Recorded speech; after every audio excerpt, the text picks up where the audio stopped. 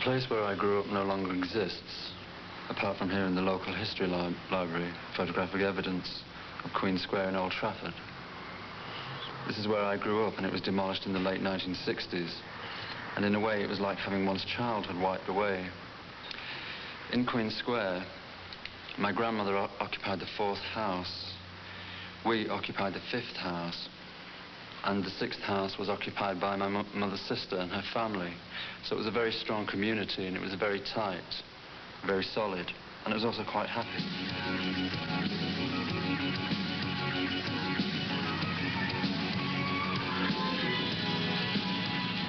Well, there's nothing at Queen Square now. As you can see, everything has just vanished. It's just like the whole thing has been completely erased from the face of the earth. I feel great anger. I feel massive sadness. It's like a complete loss of childhood, because although I've always lived in Manchester, and I've always lived relatively close to here, to this part of Manchester, now, when I pass through here, or even being here today, it's just so foreign to me. And that's quite sad, I think. The old St. Wilfrid's, the school that I went to for many, many years, once stood here. It was pulled down in 1969, which was a great shame because it was a school full of character. It was replaced by this new modern school. Hello, Stephen. Nice to see you again. Nice to see you. Very pleased to hear about your success. Oh, thank you. We're just looking at some of the... Are you going through old times? The old pictures here. He was saying that, the building here, how it sort of brings back some of the memories, and how the children used to talk about the upstairs being haunted. It used to be sort of a little game that they...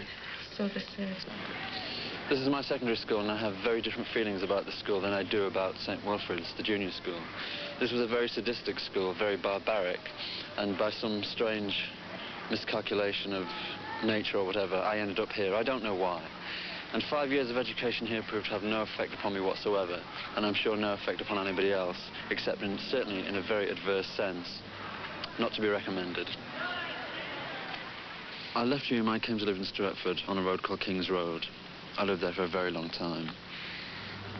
It's quite bland, quite uneventful. There's not really a great deal to say about King's Road. I never had a social life. I never left the house. I just simply sat in and read and watched television and done all the things that in life are generally considered to be quite negative and quite soul-destroying.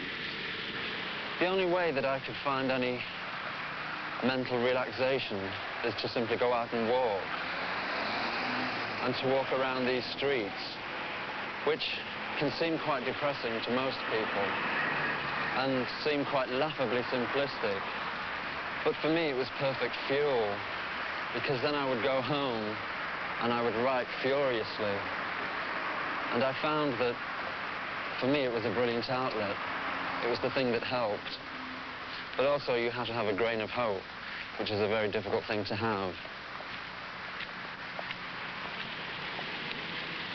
I'm afraid, yes, I'm somewhat of a back bedroom casualty. I spent a great deal of time sitting in the bedroom writing furiously and feeling that I was terribly important, and that everything that I wrote would go down in the annals of history or whatever. And it's proved to be quite true. How much I really lost you, because I never even told you all I meant to. Now, for the very first time, I'm in a situation where I could leave the North and live in the place of my choice quite comfortably. But do I want to? I don't think I do. It's very difficult to say how things will be in the future, because we tend to change our minds about places. But right now, I don't feel that I want to. I feel quite cemented, and I feel quite attached to all the things that I've known. Why? Who knows? This mystical bond, I really don't know. It's difficult to put it on the table and point at it.